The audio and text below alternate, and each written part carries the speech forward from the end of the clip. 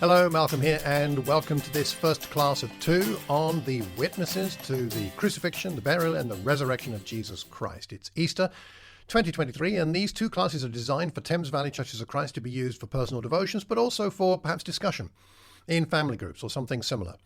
And I do hope you find some inspiration from examining these witnesses to these events and hopefully finding some inspiration for ourselves as to how we can be witnesses talking about the crucifixion, the burial, and the resurrection of Jesus Christ. Now, this week we'll talk about the burial and the crucifixion, and next week we'll talk about the resurrection. Now, first of all, let's get some facts under our belts, shall we? Who was at the cross? Who was actually there? Well, the Gospels tell us that some of the people present were, well, lots of women, for starters. Mary Magdalene, Mary the mother of James and Joseph, the mother of the sons of Zebedee, Salome, a phrase, many other Galilean women, the sister of the mother of Jesus, Mary the wife of Clopas. They're all there. I've put them, looked at all the Gospels and put that all together. What about the men? Well, we do have this reference in John chapter 19. In verse 26, Jesus saw his mother there and the disciple whom he loved standing nearby. He said to her, "Woman, here is your son," and to the disciple, "Here is your mother." From that time on, this disciple took her into his home. Many writers speculate that that is John, the gospel writer. It's possible, but we don't have a name. In fact, we don't have any names of any men actually there at the cross, which is interesting in itself, and a conversation we'll have to have another time as to perhaps why that might be the case. But we have a lot of brave, loyal, loving women right there at the cross. Of course, we also do have a pagan there at the cross in Mark 15.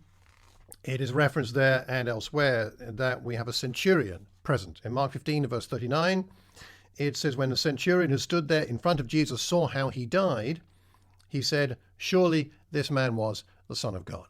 The full significance of what he's saying there, he probably doesn't understand it all, but nonetheless, there's a big impact on that man, and we'll come back to him a bit later, but he was there at the cross. What about the burial? Now, in the burial, we have, again, a lot of women either named or referenced in some way. Again, at the burial, we have Mary Magdalene. We have the other Mary, as she's called in one or possibly two of the Gospels. We have Mary, the mother of Joseph, referenced, so perhaps that she is the other Mary. And we have in Luke 25 and verse 55, 23 and verse 55, it says, "The women who had come with Jesus from Galilee followed Joseph," that's Joseph of Arimathea, "and saw the tomb and how his body was laid in it." They're being portrayed there as disciples, aren't they? They'd come with, they had followed him, and now they're following Joseph, a disciple of Jesus, to the tomb and see where the body is laid and how the body is laid in it. Men at the burial, Joseph of Arimathea, we just mentioned, the rich man who uses his own tomb to put Jesus in, and Nicodemus is accompanying him as well. You could look up those references in the Bible. Just do a quick search for on some Bible software or online. Now, what did these people experience at the crucifixion and at the burial? Let's focus on Mary, the mother of Jesus, in particular here. Let's think about her experience, which is extraordinary. Mary, the mother of Jesus, as somebody said, here's a woman who saw the eyes of Jesus open for the very first time and now sees them close for the very last time. She held him in her arms as a baby and saw his eyes open. And then on the cross, she's there as he closes his eyes for the last time and says, "It is finished." What must that have been like for her? A good question for discussion in our groups is, what would it have been like for Mary, the mother of Jesus, to experience the death of her own son on the cross? We understand, as Christians, generally speaking, the significance of the cross and why it happened, but what was it like for the people who were actually there? Now, it's speculative, of course. We understand that. We're not trying to say we can be sure, but nonetheless, it helps us to get inside the story, inside the incidents, and what's going on when we do a little bit of humble speculation as to what it would have been like for her. And as his mother, she was used to helping him when he was young, when he got into trouble, when he got into some kind of pain, he hurt himself. She was there ready to soothe him, to help him when he was in trouble. Now she is present, but she is unable to do that. She was his helper, and now she's helpless. And she stands as an example of remaining with people in their pain, even though we can do nothing to alleviate it. And when we're with people who are in pain, we don't have to have the answer. Certainly Mary had no answer to what she was seeing there with Jesus. We don't have to say anything. We don't know that she did say anything in this situation, as nothing is recorded. But when we're with people in pain, we do well to not leave them. We do well to stay with them in their pain. And the last thing that Mary was able to do for her son was to accompany him in his place of the most extreme pain and distress he ever experienced, and to be there with him. Isn't that a sign of extraordinary love? And there's something in there for us, I think. So what was it like for Mary, the mother of Jesus? Secondly, what was it like for Mary Magdalene? We don't know a lot about her, but we do know some significant things about Mary Magdalene, and she's referenced so many times, it can't be insignificant that she is mentioned by name so much. Now, her original story is quite troubled, isn't it? We go to Luke chapter 8 and we look at what happened. It's mentioned as to her background in Luke 8, along with some of the other women that are referenced as following Jesus. In Luke 8, verse 1, Jesus traveled around town and village to one another, proclaiming the good news of the kingdom. The 12 were with him, and also some women who had been cured of evil spirits and diseases. Mary, called Magdalene, from whom 7 demons had come out. Also Joanna, the wife of Chusa, the manager of Herod's household, Susanna, and many others. They were helping support him out of their own means.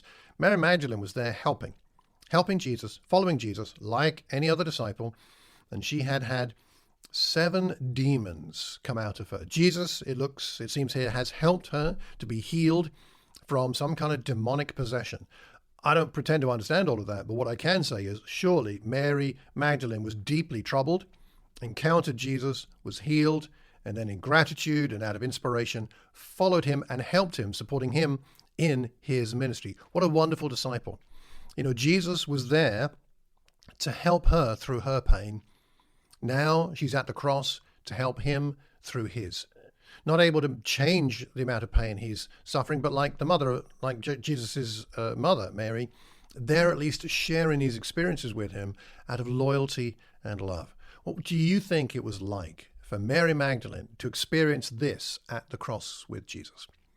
So what does this tell us? These examples tell us about faith and love for Christ. A couple of things to point out, and I got some points, some questions, and then let me know what you think. So firstly, going back to Mary, the mother of Jesus, and Mary Magdalene, the two Marys, what do we see here? I think we see discipleship in action, don't we?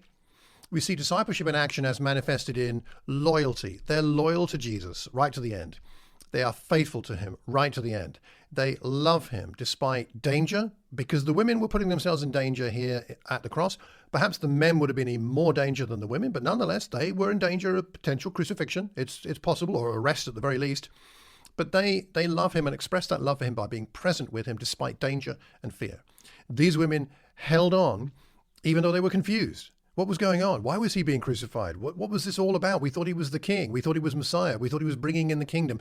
A lot of confusion, but they held on as close as they could get to him. They couldn't get to the cross, like to touch him, but they got as close as they could. There's something there about discipleship in action as a model to us. And then with the centurion at the cross, who declared him to be Son of God, it tells us that the death of Jesus has an impact on non-believers, as it did on us. And we must remember that. He has an impact. Jesus on the cross has an impact. That teaching of the cross, that example of the cross has an impact on people who don't really know much about him. And then Joseph of Arimathea, interesting character. Wish we had more time for him. But what we see about him, putting Jesus, taking a risk by collecting the body, getting the body's the permission from Pilate and collecting the body and putting it in his own tomb. We see him sacrificing out of love, I think. He's a disciple of Jesus. His actions served no apparent purpose. The mission of Jesus didn't seem to fit with this, putting him into a tomb. But nonetheless, he does this because he wants to take care of the body of Jesus. He shows love, sacrificial love. Little did Joseph know how significant his act of love towards Jesus would be. We know the end of the story, but he didn't. Still, he made a sacrifice of love. So what does this mean for us today? Let me offer you 4 thoughts and then discuss it and see what you come up with. At least 4 things I think it means for you and me today as we think about these witnesses of the crucifixion and the burial and tremendously inspiring example. What does it mean for you and me? Number 1, it means we must trust that sticking around with Jesus when it's painful will bear fruit. When we stick around with Jesus, when it's painful for him, when it's painful for us, when there's all kinds of mess and confusion, it's okay. Stick around. It will be worth it. The end of the story wasn't clear at the cross. It wasn't clear at the tomb. But these loyal disciples stuck around, and they now can look back on their experiences of seeing Jesus on the cross and being there at the tomb and say, wow, now I understand what was going on. I'm really glad I was there at that time. I just wonder whether Peter and the other apostles really wished they'd been there at the cross and really wished they'd seen everything, because, well, it would have deepened their understanding of Jesus, wouldn't it? And their relationship with him. So trust that sticking around with Jesus when it's painful will bear fruit. Number 2, anything you do for Jesus in love can be used by him, because we now get inspiration from the loving loyalty of the women and Joseph of Arimathea and even Nicodemus.